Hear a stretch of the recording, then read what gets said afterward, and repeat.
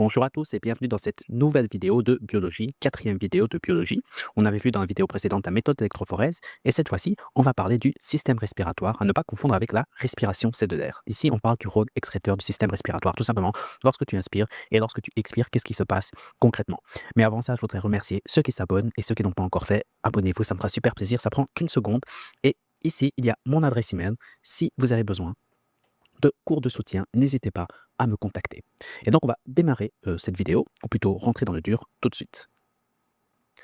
Et donc, en quoi consiste la respiration, le système respiratoire?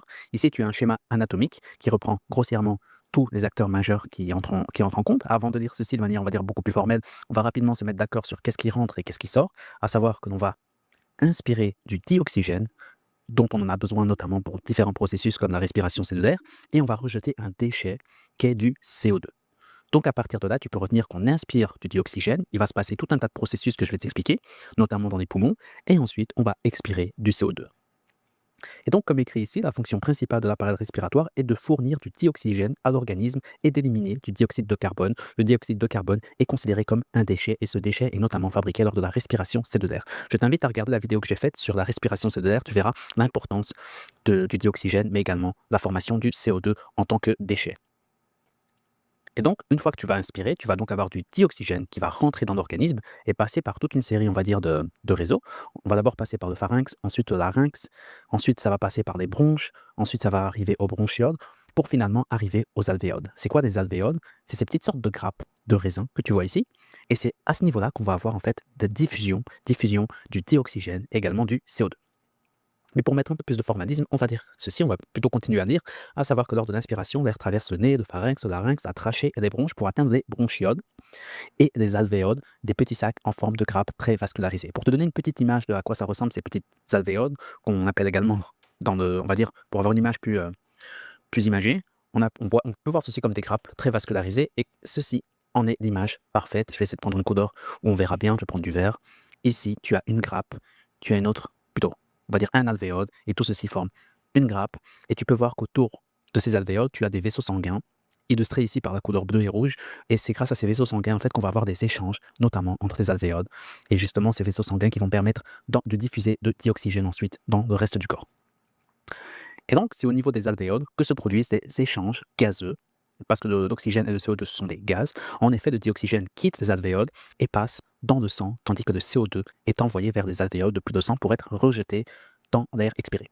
Donc, concrètement, comment ça se passe? On va avoir ici ceci qui est notre alvéole. Et quand je dis ceci, je parle de tout ce qui va être à l'intérieur ici.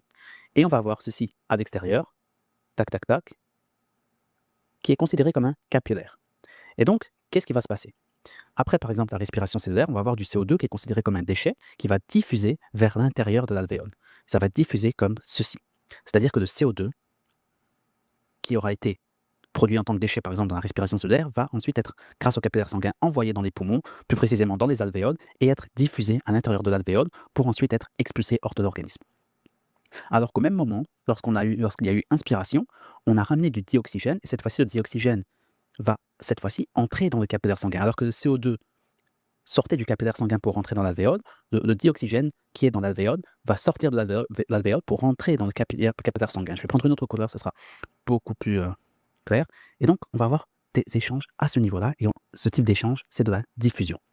Et donc, on va donc avoir ici du dioxygène qui va s'introduire dans des capillaires sanguins pour être ensuite envoyé vers d'autres systèmes, notamment on en a besoin pour la respiration cellulaire. Rappelle-toi que pour la respiration cellulaire, si on est en milieu aérobique, on a besoin d'oxygène.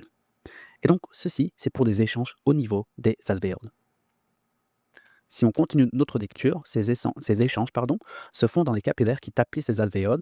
Avec 600 à 800 millions d'alvéoles, la surface totale d'échange atteint environ 100 mètres carrés. Il faut savoir que cette surface d'échange au niveau des alvéoles est extrêmement grande et ça favorise vraiment des échanges, on va dire, optimal maximum avec une surface qui est énorme. Et donc ceci, comme illustré ici, favorise un apport maximal en oxygène. Et le sang qui est enrichi en dioxygène quitte les poumons par les veines pulmonaires et est pompé par le cœur et est distribué aux organes qui en ont besoin. Du coup, voilà, c'est tout ce que j'avais à dire pour ce système de respiration.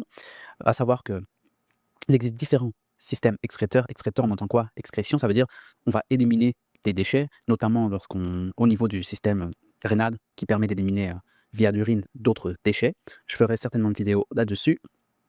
En ce qui concerne ici le système excréteur respiratoire, on va éliminer du dioxyde de carbone, du CO2. Donc voilà, ceci c'est la fin de la vidéo assez courte mais très intéressante, très importante pour bien comprendre cette chose et ne fais pas la confusion entre système respiratoire et respiration cellulaire. Et donc voilà, je te souhaite bonne journée ou bonne soirée et moi je te dis à très bientôt. N'hésite pas à me contacter si tu as besoin de cours de soutien ou si tu as des questions, laisse un petit commentaire. Et moi je te dis prends soin de toi, à très bientôt, ciao.